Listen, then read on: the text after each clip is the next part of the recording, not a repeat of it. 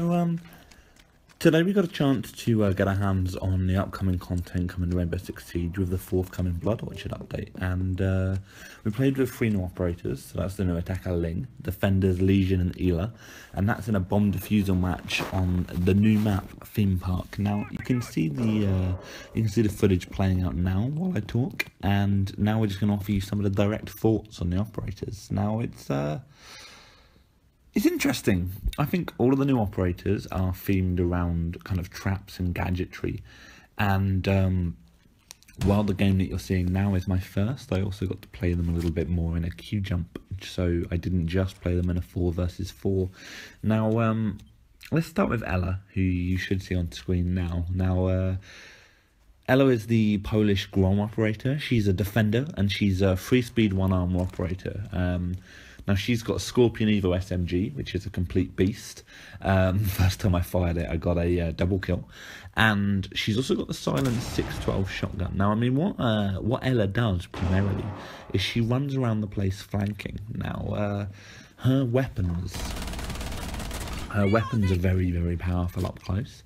But she also has a gadget, which are concussion mines. So these are mines that are non-lethal, and they can be hidden around the place, tossed at walls and floors. And what they do is they leave like a little stick out of them with a glowing dart on it. So if you see that, you can avoid it. But if not, it'll detonate, and then there's an explosion that, again, doesn't do any damage, but it will slow them down. And it also messes with their view in a similar way to Echo's drone back from the Japanese update.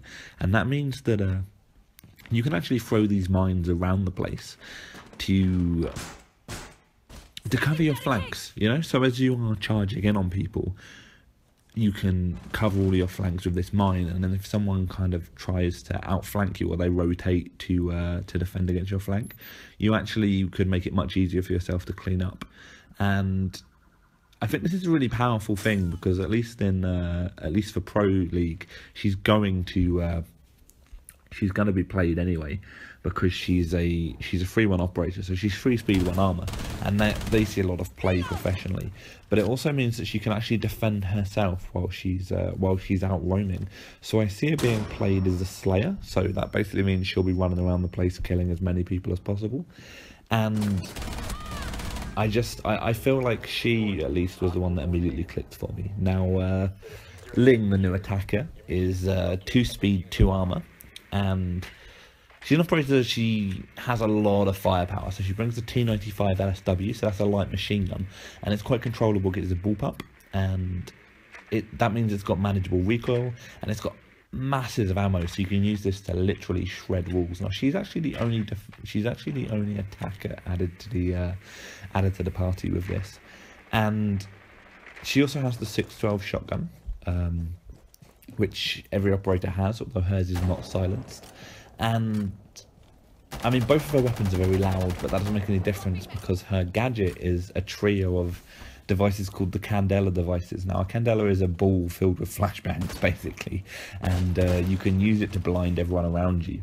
And Ling's immune to her own flashbangs, but they work in an interesting way, because you can throw them as a grenade, and you can also put them on a wall like fuse, and you can blast through in the same way that fuse's cluster charges go off, blinding everyone in the room. But the longer that you hold the button when you deploy the device is the fuse, so you can throw a grenade really closely at someone and you can blind them instantly, or you can throw it and hold it down for a longer fuse, so you can bowl it through a drone hole, or throw it through a window, or you could time it so that just as you assault the room, everyone in it gets blinded.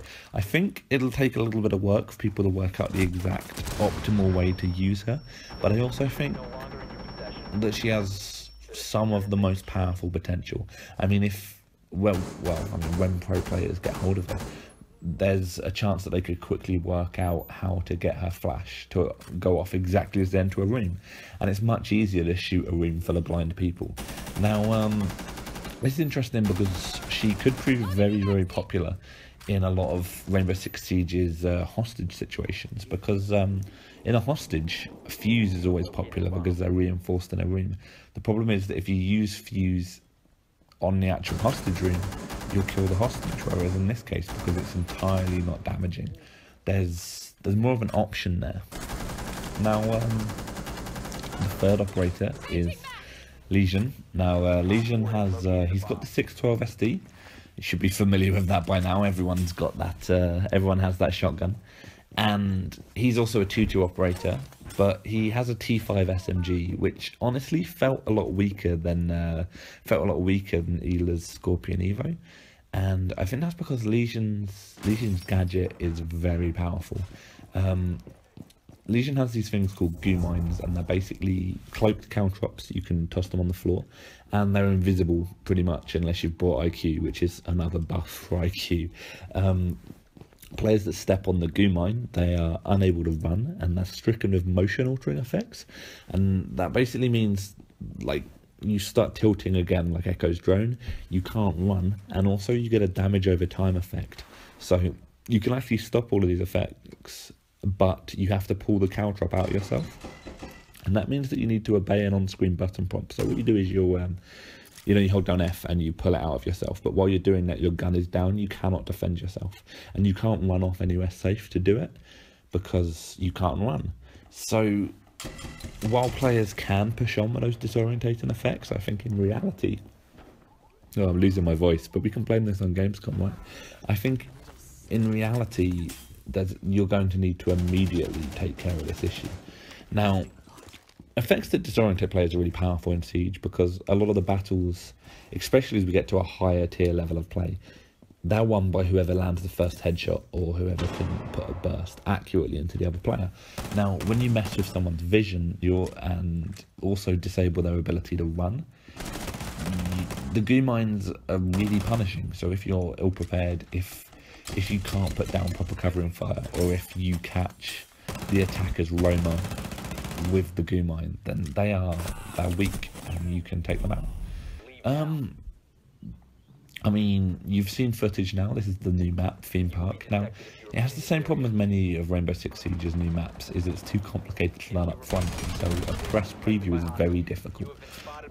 Some general thoughts is that the map wasn't that interesting. There are occasional bits of like fairground scenery and paraphernalia, but it feels like a fight in a warehouse. It's a series of small rooms, they're tied together with destructible surfaces, and I think with some familiarity that the structure will start to reveal itself.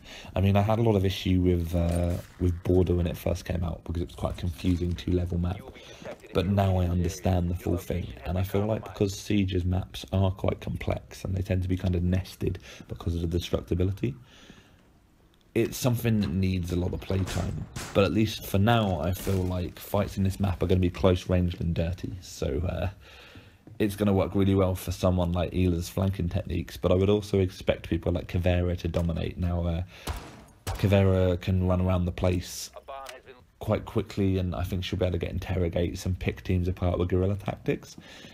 And so I feel like you'll see a lot of people running around up close.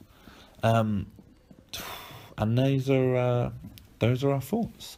So thanks for watching. I guess you could like and subscribe, but just enjoy our Gamescom coverage. Cheers.